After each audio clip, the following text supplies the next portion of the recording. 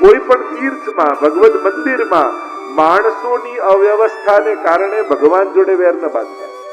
પ્રભુમાં અભાવ નહીં લાવો. વ્યવસ્થા માણસ કરે છે અને દરેક વખતે ઉત્તમ હોય જરૂરી નથી, પણ એને કારણે ભગવાન કે તીર્થમાં અભાવ બુદ્ધિ લાવવી એ ઠીક નથી. એનો દોષ જો તીર્થનો, આ તીર્થનો દોષ નથી, આ માણસની અવ્યવસ્થા. અને એટલા માટે માણસની ભૂલને કારણે ભગવાનને દંડ નહીં આપો. જોવું કે આ માણસ વ્યવસ્થા કરી શકે એમ છે, છતાંય નથી, એની અવ્યવસ્થાને કારણે. પણ ભગવાન માટે કે તીર્થ માટે કે એના માટે નિંદનીય શબ્દો પ્રયુક્ત બને તો બચવું. કારણ કે એમાં એમનો કોઈ વાંક નથી. એમાં વાંક ક્યાંક આપણા સમાજની વ્યવસ્થા છે. વ્યવસ્થા સુધારવાના, ક્યાંક વ્યવસ્થાનો ભાગ બની જાઓ તો તમને મોકો મળશે સત્કર્મ કરવાનો, વ્યવસ્થા કરવાનો.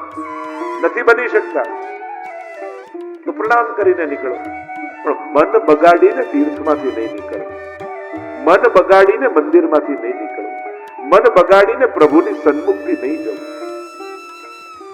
કારણ કે એમાં ક્યાંક આપણું જ નુકસાન. અને એટલા માટેની સાવધાની રાખો. તો આવા સુખદેવજી જે સર્વમાં ઈશ્વરના દર્શન કરે અને વંદન કર્યા, આગળ નૈમિષારણ્યમાં સત્કર્મની સાથે સત્સંગને જોડી દીધો અને એટલા માટે એ સત્સંગ, એ સત્કર્મ પણ દિવ્ય બની ગયું. યજ્ઞમાં ભાગ સમય બચે છે એટલે કથા શ્રવણ કરવા માટે સૂતજીને બોલાવ્યા. કોઈ શ્રેષ્ઠીનો સંગ કરવો. કેવલ જેને બધું જ શાસ્ત્ર મોઢે હોય એ તો ઠીક છે, પણ જેના સંગથી ભગવાનમાં વિશ્વાસ વધે ને એવાનો સંગ કરવો. સત્સંગ એ જ છે કે જેના સંગથી ભગવાનમાં દ્રઢતા વધી જાય. નહીં તો ઘણા શાસ્ત્રો ભણેલા લોકો પણ આપણું મન ડગાવીને જતા. ભણેલા ગણેલા લોકો, લો તમારા બા તો આટલી સેવા કરતા તોય માંદા પડ્યા, હોસ્પિટલમાં ગયા. એટલે આપણું મન ચકડોળ ચડે. વાત તો સાચી છે, પણ બીમાર પડવું, સેવા કરવી, એનો તાલમેલ ક્યાં? કોઈ મેળ જ નથી. અત્યારે તો જે સેવા નથી કરતા હોસ્પિટલમાં નથી હોતા, હોય છે ને શરતી શરીર. પણ લોકો આ રીતે ખોટા લોજિક આપણે વિશ્વાસને ડગાવે, આપણી શ્રદ્ધાને ડગાવે, ખોટો લોજિક આપે. ઉલટાની વાત એવી કરવી જોઈએ કે તમારા બા તો ખરેખર બહુ ભાવવાળા, આટલા બીમાર પડ્યા તોય ખાટલામાં પડ્યા ઠાકોરજીનું નામ જ લીધા કરે. વાત તો આવી કરાય જેનાથી વિશ્વાસ વધે કે આટલા સંકટમાં પણ ઠાકોરજીનો સાથ છોડતા નથી, ઠાકોરજીનું નામ છોડતા નથી. એનાથી વિશ્વાસ વધે કે ના આપણે પણ લેવું જોઈએ. આપણે તો બધી અનુકૂળતા છે, પણ લોકો વાત ઊંધી કરે. તમે તો આટલી ભક્તિ કરતા તોય ધંધામાં નુકસાન આવ્યું, જે નથી કરતા એને નુકસાન નથી આવતું. ખોટી રીતે ભગવાનને જુદા કામમાં, આપણા પરાજય, આપણા દુર્ભાગ્ય, આપણી નિષ્ફળતામાં, બીમારીમાં જોડી અને ભગવાનમાં અભાવ લાવે. આ આજનો દુસ્સંગ. પછી ગમે તેટલા શાસ્ત્રો ભણેલો હોય, ગમે તેટલી ડિગ્રીઓ મેળવેલો, ગમે તેટલો મોટો માણસ હોય, પણ એના વિચારોથી આપણું મન ભગવાનમાં ડગે તો એને દુસ્સંગ જાણે. પણ અભણ હોય છતાંય આપણો વિશ્વાસ વધે. હમણાં થોડા દિવસ છે, ઠાકોરજી છે ને બધું સારું કરી દેશે, આમ કરીને જે ઠાકોરજીમાં વિશ્વાસ વધારી જાય એવાનો સંગ કરે. હમણાં ભલે તકલીફ, બીમારી છે, જોજો ને હમણાં દવા લાગુ પડી જશે અને આટલું ભગવાન નામ લો છો ને, ઠાકોરજી બધું સારું કરી દેશે. આવો વિશ્વાસ વધારે એવાનો સંગ કરો.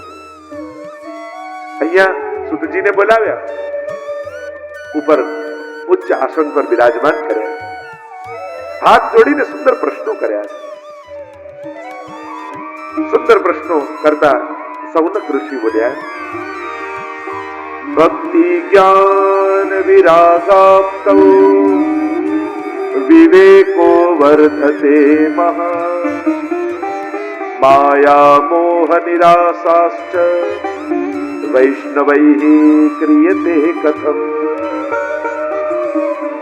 ગુરુદેવ, ભક્તિ જ્ઞાન અને વૈરાગ્યથી પ્રાપ્ત થનારા વિવેકની વૃદ્ધિ અમારા જીવનમાં કઈ રીતે થાય એ અમને જણાવો. અને માયા મોહથી વૈષ્ણવ મુક્ત કેમ થાય એનો ઉપાય અમને કહો. સૌથી પહેલા તો વિવેકની પ્રાપ્તિ કેમ થાય? વિવેક પણ ત્રણ પ્રકારના આપણે ત્યાં કયા: વાણીનો વિવેક, વ્યવહારનો વિવેક અને વિચારનો વિવેક. મહાપ્રભુજીએ તો વિવેક ધૈર્યાસે આખો ગ્રંથ લખ્યો છે. અને એ આપણે વિવેક કોને કહીએ કે બહુ કર્ટસી વાળો હોય ને વ્યવહારમાં બહુ ઉત્તમ હોય ને કે આ બહુ વિવેકી. પણ આ તો વ્યવહારનો વિવેક. મહાપ્રભુજીએ જે વિવેક ધૈર્યાશ્રયમાં વિવેક બતાવ્યા એ બધા વિચારના વિવેક છે. 9 પ્રકારના વિવેકની ચર્ચા કરી કે એક વૈષ્ણવે સાંસારિક જીવન જીતા જીતા સુખ અને દુઃખમાં કેવા વિચારો સાથે જીવવું, સુખ અને દુઃખને ફેસ કઈ રીતે કરવું, સુખ આવે તો કઈ રીતે વિચારવું, દુઃખ આવે તો કઈ રીતે વિચારવું, અને વિચાર એવા રાખવા જેથી ભગવાનમાં અભાવ ન જાગે, સુખમાં પણ વિશ્વાસ જાગે અને દુઃખમાં પણ શ્રદ્ધા દ્રઢ થાય એવા વિચારો સાથે જીવવું. કેમ કે સબદીને એક ન હોત સમાન. સુદાજી પણ કહે બધા દિવસો એક સરખા નથી હોતા. દરિયાની લહેરો એક આવે ને જાય, આવે ને જાય. દિવસો પણ એવા હોય, એક દિવસની લહેર આવે અને સુખી કરીને જાય, બીજા દિવસની લહેર આવે ને દુઃખ આપીને જાય. જિંદગી તો આ રીતે જ જાય છે ને. તમે એમ ઈચ્છો કે હું 24 કલાક સુખી જ રહું, સંભવ નથી. 24 કલાક દુઃખી જ રહું, સંભવ નથી. દુઃખ નથી ઈચ્છતા છતાંય આવે છે, એમ સુખ નહીં ઈચ્છો છતાંય આવશે. આ બંને એવા છે, સુખ અને દુઃખ બંને આવશે. પણ તમે મહાપ્રભુજીના સેવક છો, તમે બ્રહ્મ સંબંધી વૈષ્ણવ છો, તમે રોજ ઠાકોરજીની સેવા કરો છો, અને એટલા માટે તમારી સમજ સાધારણ સંસારી વ્યક્તિ કરતા જુદી હોવી જોઈએ. એ જ ઘટનાઓના મૂલ્યાંકન એક સાધારણ વ્યક્તિ કરે અને એક વૈષ્ણવ કરે, એ બંનેમાં ફરક હોવો જોઈએ. મહાપ્રભુજી તો પહેલો જ વિવેક આપે છે, નિજેચ્છાતઃ કરિષ્યતિ વિવેકસ્તુ હરિ સર્વમ નિજેચ્છાતઃ કરિષ્યતિ. આગળ જો સમય મળશે તો 9 વિવેકની ચર્ચા કરીશું. એક વૈષ્ણવી વિચારધારા કેવી હોવી જોઈએ, અને એ જો વિચારધારા જીવનમાં આવી જાય, આ વિવેક જીવનમાં આવી જાય, કારણ કે જે વિવેકથી રહે છે એનું મન બગડતું નથી, અને જે બુદ્ધિમાં, જેની બુદ્ધિમાં વિવેક નથી એનું મન વારે ઘડીએ બગડી જાય. ભગવાન એટલે તો બુદ્ધિ ઉપર આપીને કે બુદ્ધિને એ રીતે વાપરો કે મન બગાડવાનો વારો જ ના આવે.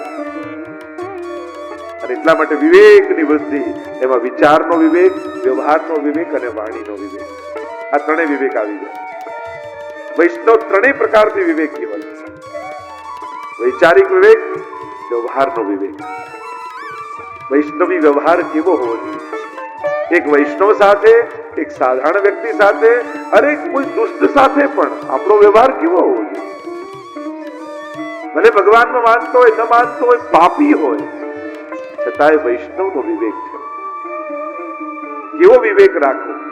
આખી એક વૈષ્ણવતાનું એક ગૌરવ સાથે જીવવું.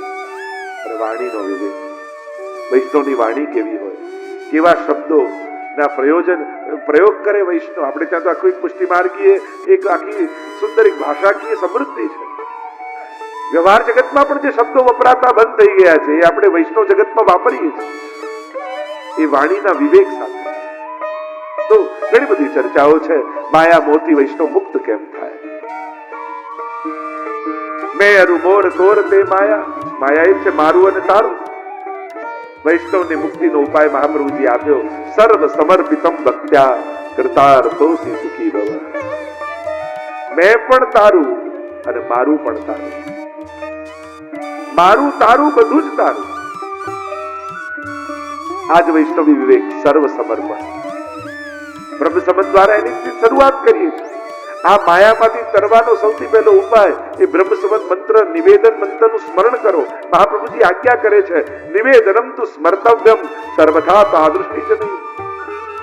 જે નિવેદન કર્યું ને બ્રહ્મ સંબંધ સમયે આપણે બોલ્યા, જે વચન આપ્યું ઠાકોરજી, એનું ભગવતી વૈષ્ણવ સાથે વિચાર કરવો કે હું શું બોલ્યો ઠાકોરજી, મેં શું વચન ઠાકોરજીને આપ્યું. એ જો યાદ રહેશે ને તો માયાથી સદાય મુક્ત રહેશે. આ બધાય ઠાકોરજીના છે, આ બધું પ્રભુનું છે. સમર્પણ જ શાંતિ માટેનો એકમાત્ર ઉપાય છે.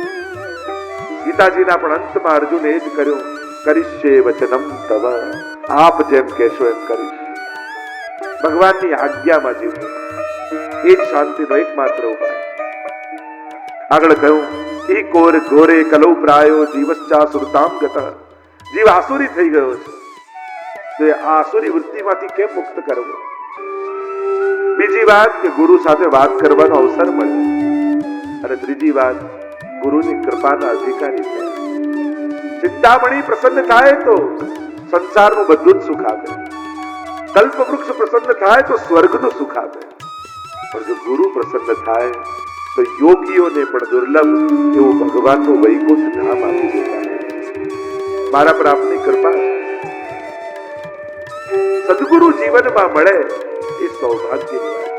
કોઈ એવો ગુરુ જે મોટો હોય, વિચારથી, વાણીથી, વર્તનથી, જેનામાં મોટાઈ, ગુરુનો અર્થ થાય મોટો, જેના વિચારોમાં મોટાઈ હોય, જેના સ્વીકારમાં મોટાઈ હોય, જે શુદ્ધ કરવાની ચિંતા પછી કરે, જે સ્વીકારવામાં પગલું પહેલું કરે, એ ગુરુ છે. જે સ્વીકારવામાં તત્પર હોય. મહાપ્રભુજી ની મોટાઈ સ્વીકારવામાં, જેવો છું તું મારો છું, સ્વીકારે છે મહાપ્રભુજી. અને વંદન કર્યા ત્યારે સુતજીએ ઉત્તરો આપતા બધા પ્રશ્નોના, કે વિવેકની વૃદ્ધિ કેમ થાય, માયા મોહથી મુક્ત કેમ થવાય, આ આસુરી ભાવથી કેમ જવાય, પવિત્ર કરનારાઓમાં પણ પવિત્ર કરનારું સાધન કયું, ભગવાનને મેળવી આપે એવું સાધન કયું, આ બધા જ પ્રશ્નોનો સુતજી કહેવા લાગ્યા કે તમારા પ્રશ્નો અનેક છે, પણ ઉત્તર એક જ છે. जब काल रूपी व्याल या व्याल यानी सर्प जीव का ग्रास करने लगा, આપણા બધાનો પગ કાળના મુખમાં છે. ભલે તમે માનો ન માનો, સ્વીકારો ન સ્વીકારો, જુઓ ન જુઓ, પણ એક પગલું તો બધાનું કાળના મુખમાં છે. ક્યારે આ ગ્રાસ કરી જશે કોણ જાણે? કોઈને ખબર થોડી છે. મૃત્યુ એક એવી વસ્તુ છે જે કહીને આવતી નથી. ક્યારે આવી જાય કોને ખબર?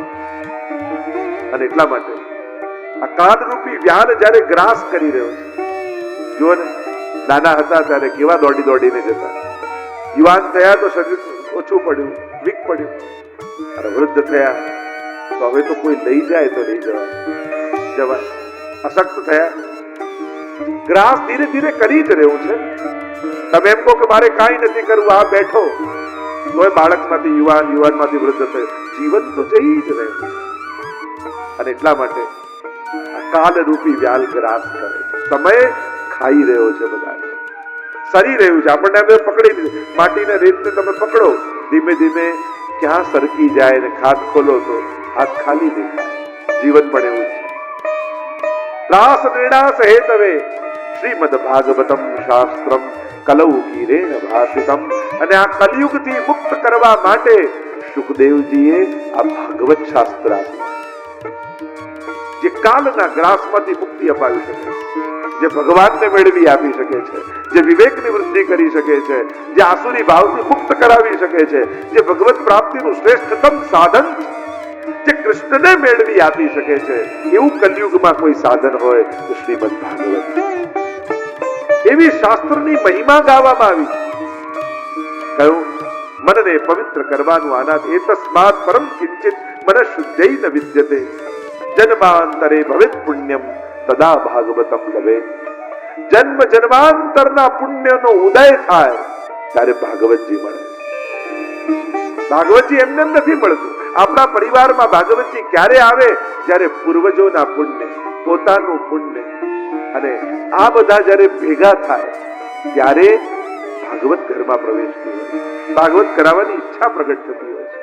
એટલે 3 ભગવત કાર્યો હું વિશેષ રૂપે માનું કે વૈષ્ણવ દેહ મળ્યો ત્યારે આ 3 કાર્ય જીવનમાં જરૂર કરવા. એક, જીવનમાં એકવાર ભાગવત કથા જરૂર કરવી, કરાઈ ન શકીએ તો 7 દિવસ ક્યાંક સાંભળવી. બીજું, જીવનમાં એકવાર ગૌદાન જરૂર કરવું, આખું ગૌદાન ન કરી શકું તો ગૌ સેવામાં યથાશક્તિ કરવું. અને ત્રીજું, જીવનમાં એકવાર વ્રજમાં જરૂર જવું. એ પછી 40 દિવસ હોય, 10 દિવસ હોય, 7 દિવસ હોય, 2 દિવસ હોય કે એક પલક જો રહીએ વૃંદાવન, પણ ભગવત લીલા ભૂમિનો આ દેહને સ્પર્શ જરૂર કરાવો. આ 3 ભગવત કાર્યો જીવનમાં જરૂર કરવા. તો જન્માંતરે ભવેત પુણ્યમ તદા ભાગવતમ લભે. જન્માંતરે જો ભાગ્ય બે પ્રકારના હોય, એક કર્મથી મળેલું ભાગ્ય, બીજું કૃપાથી મળેલું ભાગ્ય. કેવલ કર્મથી ભેગું કરેલું પુણ્ય એ તો કાં સ્વર્ગ આપી શકે, કાં સંસારનું સુખ આપી શકે, પણ ભગવદ ઈચ્છાથી મળેલું ભાગ્ય એ ભાગવતની કથા આપણને આપે છે. એટલે આ ભગવદ કૃપાનું ફળ માનો, જેને કારણે મનની વિશુદ્ધિ થાય. ભાગવત સાંભળવાથી મન પવિત્ર થઈ જાય. કારણ કે અત્યારે સંસારનો સૌથી મોટો રોગ એ મનનું દૂષણ છે.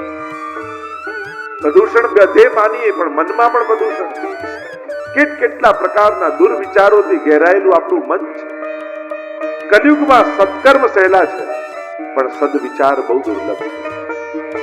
તમે ખર્ચી નાખશો દવા માટે, કોઈના ભોજન માટે, કોઈના ભણાવવા માટે, બધા માટે ખર્ચ છે, પણ મનને એ સમયે પવિત્ર રાખવું એ બહુ દુષ્કર છે, કઠિન છે. સત્કર્મ સહેલા છે, પણ સારા વિચારોમાં 24 કલાક રહેવું બહુ અઘરું છે. આ સંસારમાં કલયુગમાં ઘરથી નીકળો ને મન બગડે એવું દેખાય ચારે બાજુ. અને એટલા માટે કથાઓની, મંદિરોની જરૂર છે. કારણ સ્કૂલમાં પણ ભણતર મળે છે, પણ સંસ્કાર ક્યાં મળે છે? સંસ્કાર બે જગ્યાએ. આજે પણ તમે કોઈ વિદેશથી આવ્યો હોય ને, એના ગામમાં ફરવા લઈ જાય તો બે જગ્યાએ જરૂર લઈ જાય. કાં સ્કૂલમાં લઈ જાય, બીજું મંદિરમાં લઈ જાય. મંદિરથી સંસ્કાર મળે છે, અને એટલે કથાઓથી સંસ્કાર મળે છે. આજે સમર્થ થયેલો વ્યક્તિ સર્વ રીતે સુખી છે, પણ જો સારા વિચારોથી સમૃદ્ધ ન થયો ને, તો એ સમર્થ વ્યક્તિ સંસારનો સર્વનાશ કરી નાખે. અને એટલા માટે બુદ્ધિની શુદ્ધિ રહેવી બહુ જરૂરી છે. અને એ કાર્ય કથા અને મંદિરો કરે છે. કથા શ્રવણ કરેલો વ્યક્તિની બુદ્ધિની શુદ્ધિ થાય. આપણને એમ થાય કે ઈલાજમાં ખર્ચો, કોઈને ભોજનમાં ખર્ચો, બધું જરૂરી છે, પણ દુખી માણસ સુખી થાય એ જરૂરી છે, પણ સુખી માણસ સદવિચાર વાળો રહે ને એ પણ બહુ જરૂરી છે. કારણ કે સુખ પછી માણસ પતનનો જ વિચાર કરે, પછી દુઃખ ઉભા જ કરે, હાથે દુઃખ ઉભા કરે. સુખનો અંત દુઃખમાં હોય છે, જો સારા વિચારોથી સમૃદ્ધ ન થયો. અને એટલા માટે સમર્થ વ્યક્તિ સદવિચાર વાળો બન્યો રહે, એના માટે કથાઓ અને મંદિરોની નિતાંત આવશ્યકતા. આગળ કહ્યું, આ કથા તો એવી દુર્લભ કથા છે જે દેવતાઓને પણ દુર્લભ. મંત્રના અધીન છે દેવતાઓ એટલે પ્રગટ થઈ જાય, પણ સત્સંગમાં દેવતાઓને રસ ના હોય. અરે સત્સંગની સભામાં દેવતાઓના વિમાન ઘેરાયેલા જોયા, આશ્ચર્ય થયું. સુખદેવજીએ પ્રશ્ન કર્યો કે અરે ઇન્દ્ર, અરે દેવતાઓ, અહીંયા ક્યાંથી તમે? આ તો સત્સંગ છે. ત્યારે દેવતાઓ કહેવા લાગ્યા, અમે ખાલી હાથે નથી આવ્યા. જુઓ, આ સોનાના ઘડામાં અમૃત લઈને આવ્યા છે. આ પરીક્ષિત મહારાજને શ્રાપ લાગ્યો છે ને કે 7 દિવસે મૃત્યુ થઈ જશે, 7મા દિવસે. લો, અમે આને અમૃત પાઈને અમર બનાવી દઈએ. અચ્છા, પણ એના બદલામાં તમને શું જોઈએ? તો બીજું તો કાંઈ નહીં, આ સુખદેવજીને અમારા ભેગા લઈ જઈએ અને સ્વર્ગમાં કથા સાંભળવી. બોલ પરીક્ષિત, વિનિમય કરવા તૈયાર છું. અમર થવું છે તો હમણાં તને સ્વર્ગના અમૃતના ઘૂંટડા ને ઘૂંટડા પીવડાવી દઉં. પરીક્ષિત વિચાર કરવા લાગ્યા, સ્વર્ગના અમૃતનો ઘૂંટડો પીશ, અમર બની જઈશ, લાંબુ જીવીશ, પણ સંસારના ભયમાંથી તો મુક્ત નહીં થાવ. મૃત્યુનો ડર તો પ્રતિપલ રહેશે. ભલે ને ગમે તેટલું લાંબુ જીવન હોય, મૃત્યુનો ડર જતો નથી. અને મૃત્યુનો ભય એ પણ એક મૃત્યુ છે. મૃત્યુ એક વાર મારે, પણ મૃત્યુનો ડર 100 વાર માણસને મારે. લાંબુ જીવવું મૃત્યુના ડર સાથે, એના કરતા ટૂંકું જીવવું અને નિર્ભય થઈને ભગવાનના થઈને જીવવું એ શ્રેષ્ઠ છે. સ્વર્ગનું અમૃત મને દીર્ઘ જીવન આપશે, પણ કથાનું અમૃત મને દિવ્ય જીવન આપશે. મારે દિવ્ય જીવન જોઈએ છે, દીર્ઘ જીવન નથી. અને પાછા વાળી, અભક્તાંસ્તાંશ્ચ વિઘ્નાય ન દદૌ કથામૃતમ. સુખદેવજીએ દેવતાઓને અભક્ત જાણી કથા ન આપી. જો ભક્ત બનીને કથાની સભામાં બેસી ગયા હોત તો એમને કથા મળવાની જ હતી, પણ અમને મળે, બીજાને ન મળે. આ દેવતા વૃત્તિ છે, આ અભક્ત વૃત્તિ છે. ભક્તની વૃત્તિ શું હોય? મને ભલે ન મળે પણ બીજાને મળે. આ ભક્તની વૃત્તિ. અને દેવતાની વૃત્તિ શું? અમને મળે બીજા કોઈને ન મળે. તો કથા કોને મળે? જે વાંટનારો હોય ને એને કથા મળે.